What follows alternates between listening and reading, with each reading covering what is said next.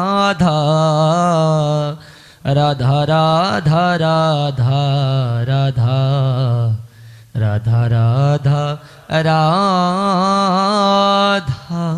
বলিए राधा रानी की जय, वृंदावन धाम की जय, नवद्वीप धाम की जय। पुरी धाम की सद्गुरु भगवान की सद्गुरु भगवान की राधा रानी की जय, नरोत्तम ठाकुर की जय, बोलिए प्रेम भक्ति चंद्रिका की जय, अस्कर आनंद की जय। जय जय श्री राधे। নিতাই গৌর হরি বল।